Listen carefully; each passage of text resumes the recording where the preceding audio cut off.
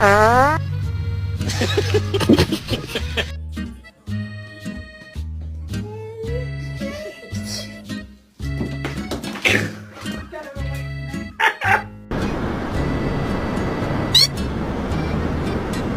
ate a bee this morning. How do you feel?